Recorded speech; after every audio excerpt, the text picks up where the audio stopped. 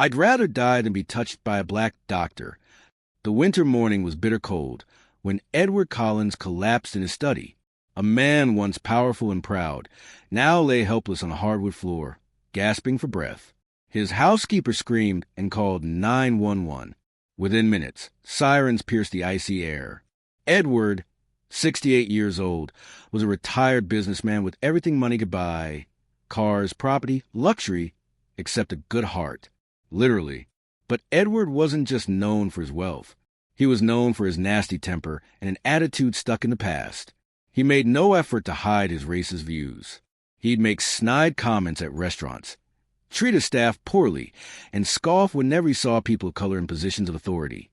At the hospital, doctors quickly realized this wasn't just a minor scare. Edward had severe heart complications. He needed a specialist. Fast. A nurse walked in, clipboard in hand. "Mr. Collins," she said, "you're in serious danger. We've paged our best cardiologist, Dr. Jamal Bennett. He's on his way now." Edward, barely able to sit up, growled, "What kind of name is that?" The nurse hesitated. "He's the top cardiac surgeon in the state." Edward's voice cracked with anger. "Is he black?" She nodded nervously. He exploded. "Get him out. I won't be touched by a black doctor. I don't care how good he is." The nurse stood frozen. Around the room, the medical team exchanged uneasy looks. One of them quietly stepped outside and made a call. Minutes later, Dr. Jamal Bennett entered, calm and professional, dressed in his white coat, clipboard in hand. He had heard the commotion, but didn't flinch. "Good evening, Mr. Collins. I'm here to review your chart." Edward turned his head away and waved his hand, as if swatting away a fly. "Not you. I want a real doctor." Dr. Bennett, unshaken, looked at the readings on the monitor and said softly, "You don't have time to pick and choose, but it's your decision." And with that, he walked out. Edward didn't care. He felt like he was making a stand, but what he didn't realize was that his body was losing the fight fast. His pride was about to cost him everything. The doctor who didn't flinch, Dr. Jamal Bennett, was no stranger to prejudice.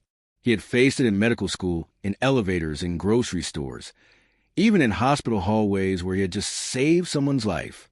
But he had learned one powerful truth early on. Hate can make a man sick, but love, focus, and purpose, they can heal. Jamal wasn't just good. He was brilliant, top of his class at Harvard Medical School, recognized nationally for pioneering a rare bypass technique. But what truly set him apart wasn't just his skill. It was his grace under pressure. So he walked into Edward's room and heard the angry outburst, the racist rant, the dismissive tone. He didn't blink. He'd seen it all before, but that didn't make it easier. As he walked back to the nurse's station, a junior doctor whispered, "How do you deal with that?" Dr. Bennett smiled faintly. "I don't treat their hate. I treat their hearts." While Edward lay in bed, furious and convinced he was in control, Dr. Bennett continued treating other patients. A 4-year-old girl with a congenital defect, a single father who just suffered a heart attack, a grandmother recovering from open-heart surgery. All races, all stories, all lives worth saving. Meanwhile, Edward's condition was slowly spiraling. Despite being given medications, his heart wasn't stabilizing. 2 other specialists were consulted, but neither had Dr. Bennett's experience or his success rate. Nurses began to worry. "He's not going to last a week at this rate," one of them said quietly. Another added, "If only he'd let Dr. Bennett step in," but Edward refused to listen. In his mind, admitting he needed a black man to save him felt like surrender. He'd rather suffer in pain than let go of his ego. What he didn't know was this: his body was preparing to shut down. At night, his breathing became harder. The beeping on the monitors more urgent. He was drifting closer and closer to the edge, while the one man who could save him worked just a few doors down. A quiet change of heart. It was 3:47 a.m. when the alarms went off. Edward's heart rate had dropped dramatically. His skin was pale, his breathing shallow, and cold sweat soaked through the hospital sheets. Nurses rushed in, followed by the on-call physician. But this time, the usual emergency responses weren't working. Meds weren't helping. His heart was crashing, fast. As the machines beeped louder and nurses exchanged panicked glances, the doctor leaned in and said urgently, "We're losing him. We need to call Dr. Bennett. Now!" Edward, barely conscious, heard the name. At first, he tried to shake his head weakly, but he couldn't even lift his hand. His pride was no longer stronger than his pain. Between gasps, he whispered 3 words, "Call the black doctor." The room fell silent for a moment. Even the nurse, standing next to the monitor, paused. Edward Collins, the man who had proudly rejected help, was now clinging to the last thread of life and asking for the one man he swore he'd never accept. Within minutes, Dr. Jamal Bennett walked in, calm but focused. He didn't ask questions. He didn't make a speech. He simply nodded at the team and began calling out instructions. "We'll need the cath lab prepped. Set up the 4-drip. Get the ready in 5. Time was running out. The surgery would be risky. But Dr. Bennett had performed hundreds like it before. This one was personal, but not because of hate, because he valued life, even the life of a man who didn't value his. As Edward slipped into unconsciousness, the last thing he heard was Dr. Bennett's voice. "We've got you. Just hold on." The operation took nearly 4 hours. The cardiac team worked in silence, following Dr. Bennett's lead. His hands were steady. His mind was sharp. He treated the heart of the man who hated him with more care than that man had ever shown others. And then it was over. The monitor beeped steadily. Edward Collins, racist, stubborn, broken, was alive. Edward woke up slowly. The lights above him were soft.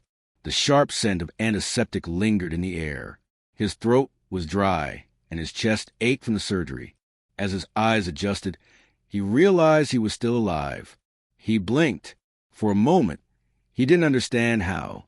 And then he saw him, Dr. Jamal Bennett, sitting at the foot of the bed, flipping through Edward's chart, calm as ever, professional, composed, unbothered. Edward looked at him, not with anger this time, but with confusion, with something almost like humility. There was an awkward silence between them. Edward tried to speak, but his voice cracked. "Why?" he finally asked, barely above a whisper. "Why did you help me after what I said?" Dr. Bennett looked up and gave a tired smile. "Because I took an oath. I don't choose who deserves to live. I do my job, and I do it right." Edward turned his face away, eyes glistening. The same man who had once shouted, "I'd rather die than be touched by a black doctor," now owed his life, literally, to that very man. For the first time in decades, Edward didn't feel powerful. He felt small, humbled, and ashamed. He thought back on his life. How many people he'd dismissed, mistreated, or ignored just because of the color of their skin. And now here he was, breathing because someone he considered lesser showed him more humanity than he had ever shown others.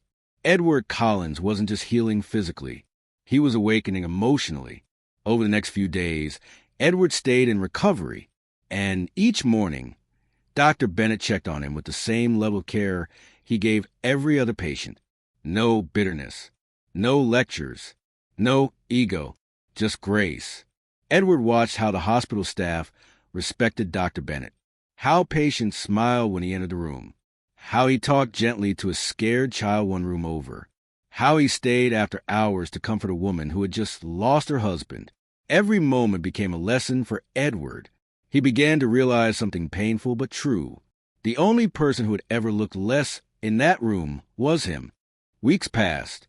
Edward Collins, once a proud, bitter old man who rejected help out of hate, was now recovering well, physically stronger, but emotionally completely changed. He no longer barked at the nurses. He didn't complain about the food. He even asked the janitor one morning how his day was going, and actually listened, but something still weighed on him. He hadn't yet faced a man who saved him, not as a patient, but as a human being.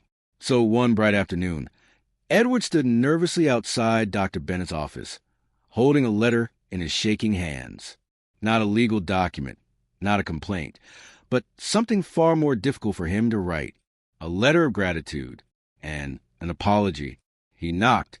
Dr. Bennett looked up from his desk, slightly surprised. "Mr. Collins," he said calmly, "what can I do for you?" Edward hesitated, then stepped inside. I came to thank you," he said, voice low, "and not just for saving my life." Dr. Bennett leaned back in his chair, curious. "I've lived 68 years thinking I knew everything, that I was better than people like you. But I was wrong, dead wrong." He paused, struggling. "I spent my whole life with a broken heart, and I don't mean the one you fix in surgery." Dr. Bennett looked at him, not with judgment, but with quiet respect. Edward handed him the letter. "I don't expect you to forgive me, but I wanted you to know I see now. And I want to change. Really change." There was a silence, a meaningful one. Dr. Bennett took the letter, then stood up and extended his hand. Edward looked at it for a moment, then shook it firmly. For the first time in his life, Edward Collins didn't see skin. He saw a healer, a man, and, perhaps, the person who helped save not just his life, but his soul.